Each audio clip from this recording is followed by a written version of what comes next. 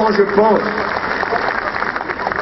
qu'il se saisit de ce principe, de cette belle valeur, qui d'ailleurs rassemble tous les républicains, pour s'arroger là le monopole de la promotion de la laïcité et de nous faire éventuellement leçon là-dessus, quand c'est lui qui est allé comme ministre de l'Intérieur devant un congrès, celui de l'UOIF, où il y avait d'un côté les hommes et de l'autre côté les femmes, que c'est lui qui a pu dire que les pasteurs, les curés avaient une autorité supérieure à celle des maîtres, des instituteurs et des enseignants. Non, pas de leçon. Le prochain président de la République devra être le garant de la laïcité, protéger la liberté de conscience, la liberté de culte, et en même temps garantir le vivre ensemble, le respect des droits et des devoirs de chacun. Le prochain président de la République, quand il regardera des citoyens, il ne regardera pas une apparence en pensant qu'il y a déjà une appartenance à une religion. Non, il n'y a d'appartenance et d'apparence qu'à la République. Personne, aucun visage n'indique une religion. Tous les visages que je vois ici sont des visages de citoyens, sans qu'il me soit nécessaire de connaître leurs convictions religieuses, ou leur appartenance, ou leur histoire, ou leur parcours. Vous êtes tous, toutes d'abord des citoyens de la République.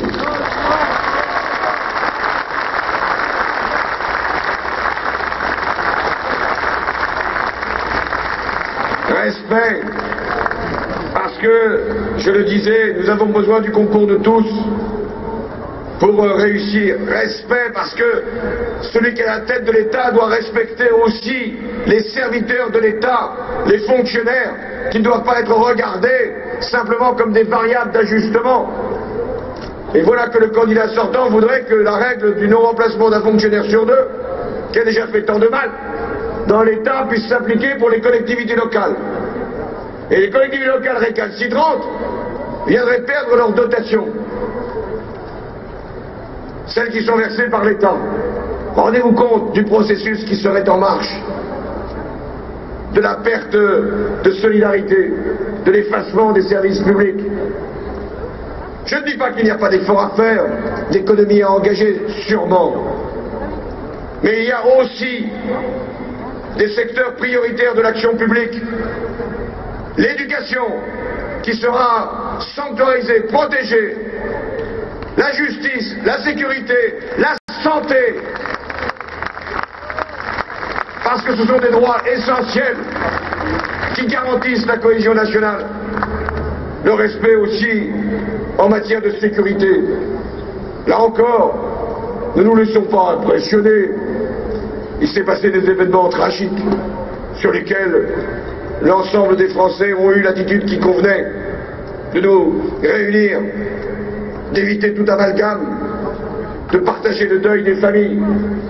Je vois bien maintenant qu'on voudrait installer le sujet de la sécurité dans le cœur de cette campagne, quand il y a tant d'attentes en matière d'emploi et de pouvoir d'achat. Il est annoncé l'expulsion de prédicateurs islamistes. Je n'ai rien contre ces décisions. Mais pourquoi n'ont-elles été pas prises avant? Pourquoi maintenant? Pourquoi ce zèle nécessaire? Mais pourquoi cette précipitation? Pourquoi n'y avait-il pas eu avant des décisions en ces matières? Ne vous laissez pas impressionner. Tous les domaines de la vie publique, tous les domaines de l'action étatique, nous avons, nous la gauche, et j'aurai, comme premier responsable de l'État, la volonté de prendre en main ces dossiers. Celui de la sécurité comme tous les autres. Les violences aux personnes ont augmenté de 20% depuis que Nicolas Sarkozy en a la responsabilité de l'État. Les effectifs de police, de gendarmerie ont diminué de 10 000. Des zones ont été abandonnées. Eh bien là encore, nous montrerons que c'est la gauche qui peut agir.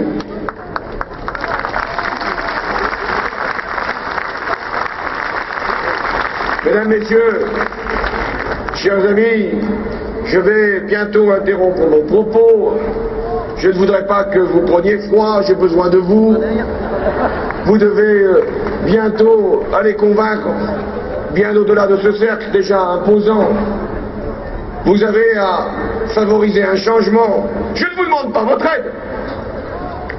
Quand j'entends le candidat sortant devant ses partisans lancer ce cri pathétique, aidez-moi, aidez-moi, aidez-moi, il est bien temps. Pourquoi ne s'est-il pas posé la question depuis le début de son mandat? Comment aider les Français? C'est son rôle. Enfin, c'était son rôle. Parce que bientôt, ce sera le nôtre. Aider les Français, aider la France.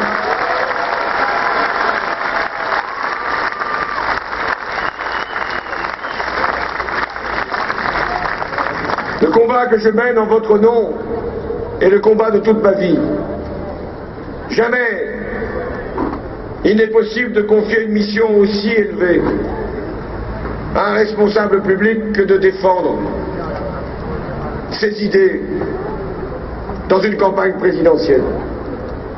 J'ai dirigé 10 ans le Parti socialiste. J'ai eu à mener des campagnes européennes, régionales, municipales, départementales. Je suis aujourd'hui votre candidat pour l'élection présidentielle.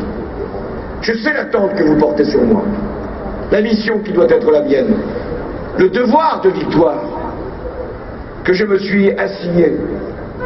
J'irai jusqu'au bout. On me dit souvent, partout où je me déplace, courage, courage. Je n'en manque pas. Et vous m'en donnez beaucoup. On me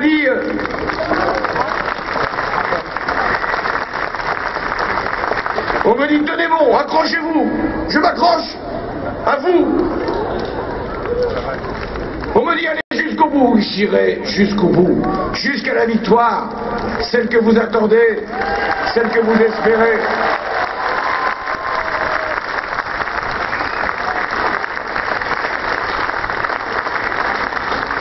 Je ne me détournerai jamais de mon objectif. Oh, les attaques, je les connais. Les polémiques, les caricatures. Ils diront tant de nous pour dire si peu. Ils essaieront d'occulter, de maquiller leur bilan, triste bilan. Ils essaieront de faire peur. Ils iront, vous allez voir, avec la gauche. Elle va vider les caisses. C'est fait. Si la gauche revient, ça va être la dette publique à un niveau record. C'est fait. Et nous ajouterons, mais si la gauche revient, ça sera la dégradation de la France. C'est fait. Car si la gauche revient, ce sera l'insécurité. Elle est là. N'ayez aucune peur. Dites à nos concitoyens qui n'ont rien à perdre en faisant le changement, que le plus grand risque d'ailleurs, ce serait de ne pas changer.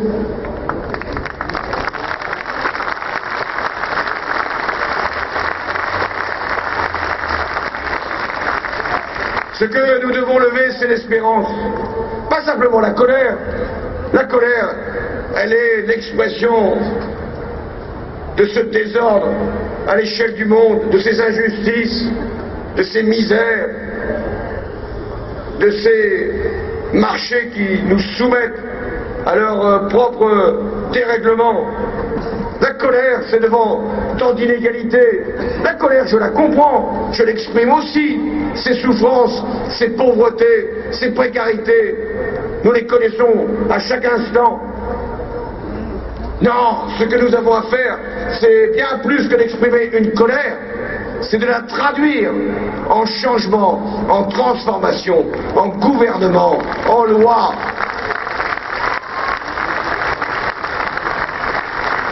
J'en connais toujours parmi le peuple de gauche, et même au-delà du peuple de gauche, parmi les Français, qui vont dans les manifestations, et ils ont raison, qui font grève, et parfois c'est nécessaire, qui protestent, qui ont des calicots, qui ont des banderoles, et c'est leur droit le plus strict, et c'est même leur devoir. Mais lorsque nous avons la possibilité par un vote de changer, de transformer et d'agir, prenons ce droit et exprimons-le dès le premier tour du scrutin.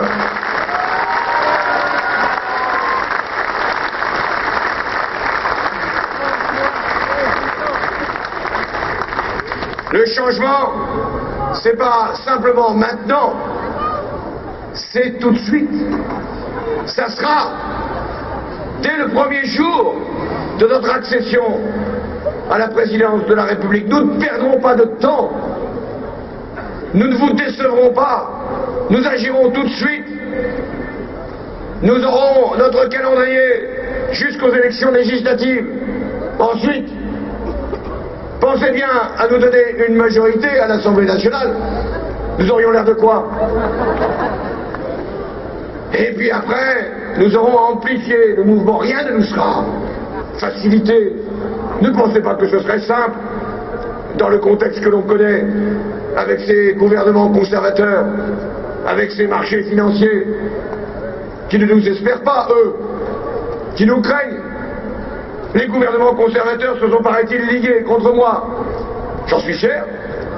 Il aurait manqué maintenant qu'ils me soutiennent. Je laisse ça aux candidats sortants. Et en même temps, je sais bien qu'il y en a même parmi ces conservateurs qui se disent peut-être vaudrait mieux qu'il y ait en France un changement. Ils le connaissent aussi. Ils l'ont pratiqué. Et puis ils savent bien que si c'est nous, si c'est moi, l'Europe changera de direction et nous éviterons l'austérité généralisée.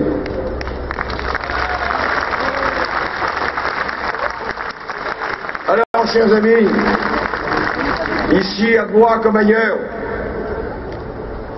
poursuivez jusqu'au bout la démarche du changement. Allez voir celles et ceux qui se posent des questions ou qui donnent de mauvaises réponses à leurs propres interrogations. Considérez qu'aucun vote n'est acquis avant qu'il n'ait été prononcé. C'est dimanche que ce miracle se produira, celui de la démocratie. Vous savez, ce jour-là où les citoyens se rendent aux urnes, ont le choix entre plusieurs bulletins, en prennent un, réfléchissent même jusqu'au dernier moment. J'ai fait l'expérience. J'en ai vu rentrer dans le bureau de vote. J'ai été maire pendant plusieurs années. Je connaissais bien ma population. Et je le voyais à certains scrutins, certains de mes compatriotes, concitoyens, qui arrivaient dans le bureau de vote, ils ne savaient pas encore ce qu'ils allaient faire. Je voulais leur dire. Je n'avais pas le droit. Je les regardais. Ils se détournaient. Et ils en avaient le devoir. Eh bien oui, jusqu'au dernier moment. C'est ce miracle qui peut se produire, celui de la démocratie, du suffrage universel. Je suis ici, Christophe l'évoquait, devant ce monument, ce bâtiment où se tiennent les rendez-vous de l'histoire. Eh bien, une fois encore, la France a rendez-vous avec l'histoire. Et l'histoire, nous la ferons le 22 avril et surtout le 6 mai.